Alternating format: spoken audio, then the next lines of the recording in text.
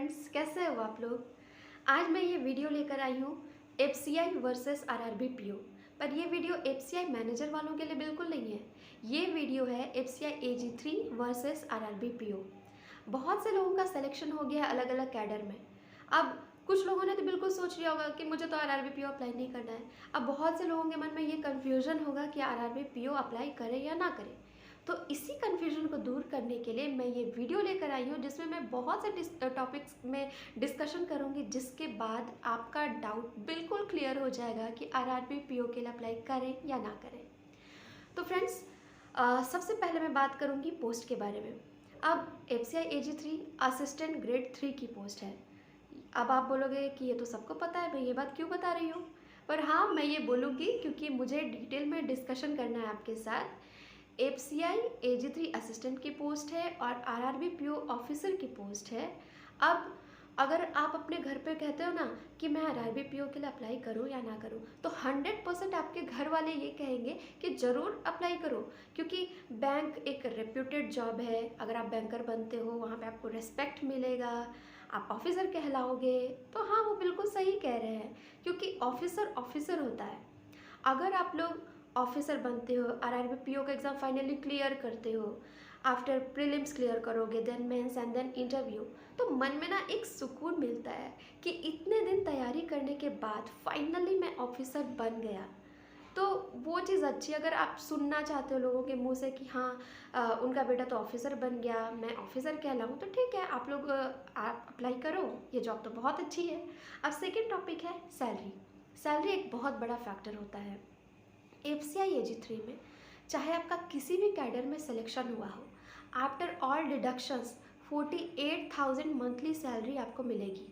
और RRB PO में 36,000 basic salary होती है और आफ्टर ऑल डिडक्शंस 53 to 54,000 आपकी मंथली सैलरी होगी।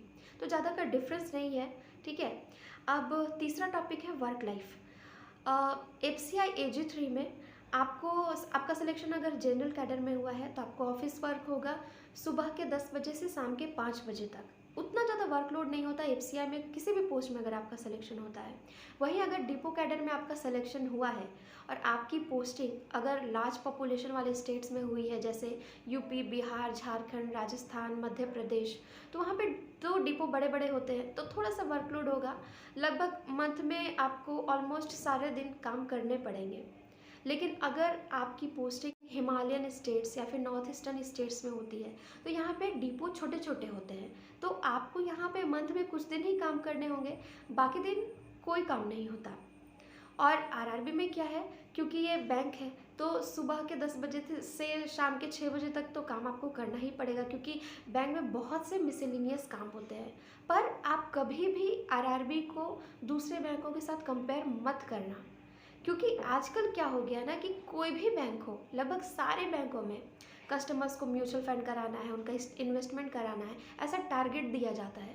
लेकिन आरआरबी में ऐसा बिल्कुल नहीं है, क्योंकि आरआरबी में तो जनरली ब्रांचेस रूरल एरियाज़ में होते हैं। अब आप कस्टमर्स को म्यूचुअल फंड में इन्वेस्ट करने को तो नहीं बोलोगे, आप ज़्यादा से ज़्यादा एफडी कराओगे, आरडी कराओगे, और गवर्नमेंट के जो भी स्कीम्स हैं आप उनमें इन्वेस्टमेंट कराओगे। तो ये प्रेशर जो है वो आरआरबी में तो बिल्कुल नहीं होता। अब तीसरी चीज़ है इंश्योरेंस की। इंश्योरेंस एफसीआई में बहुत अच्छा है आपके लिए, और आप पे जो भी डिपेंडेंट्स हैं आपके, जैसे आपके पेरेंट्स हो गए, आपके भाई बहन, और अगर आपकी शादी हो गई है तो आपके बीवी बच्चे। भगवान ना करे अगर कुछ भी मिसहैपनिंग होती है, तो हॉस्पिटल का जो भी खर्चा है, मेडिसिन का जो भी खर्चा है, एफसीआई वो खुद उठाती है, पूरा क्लेम फ्री होता है। लेकिन बैंक में ऐसा नहीं है। बैंक्स में बैंक का टाइप जिस भी इंश्योरेंस कंपनी के साथ होता है, अगर वो कवरेज देती है 3 लाख का या 4 लाख का, तो उतना तक आप क्लेम कर सकते हो। उसके ऊपर अगर आप लोग क्लेम करना चाहते हो तो अलग से आपको इंश्योरेंस लेना पड़ेगा। तो डिपेंड करता है कि आप कितना का कवरेज चाहते हो, 10 लाख और 15 लाख। तो इस पर डिपेंड करेगा कि आपका प्रीमियम कितना बनता है, जैसे 10,000, 20,000 ऐसा। अब अगर आपकी फैमिली में 3 लोग, 4 लोग, 5 लोग हैं, और अगर आप लोग एक्स्ट्रा कवरेज चाहते हो, तो आपको कितना प्रीमियम देना पड़ेगा, आप लोग ये सोच लो। अब फिफ्थ लास्ट टॉपिक मैं डिस्कस करूँगी प्रमोशन के बारे में। एफसीआई में प्रमोशन प्रोसेस बहुत स्लो होता है, वहीं बैंक्स में ये बहुत फास्ट होता है। After 2 years as an RRB PO काम करने के बाद आपका कंफर्मेशन हो जाएगा, उसके बाद आप स्केल 2 के लिए एलिजिबल होंगे। इसके साथ ही साथ बहुत से नेशनलाइज्ड बैंक्स अपनी वैकेंसी रिलीज़ करते रहते हैं एक्सपीरियंस वालों के लिए। जिसने भी बैंक में एज एन ऑफिसर 2 years काम किया है वो स्केल 2 के लिए अप्लाई कर सकते हैं। तो बहुत सारी अपॉर्चुनिटीज़ है आपके लिए, जिनको करियर में बहुत जल्दी ग्रोथ चाहिए, बहुत जल्दी ग्रो करना चाहते हैं, आगे बढ़ना चाहते हैं, तो उनके लिए बैंक बहुत अच्छा सेक्टर है।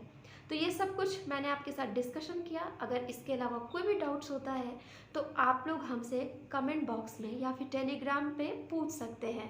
सो आज के वीडियो में बस इतना ही। बहुत जल्द मिलती हूँ नेक्स्ट वीडियो में, तब तक के लिए bye, have a nice day.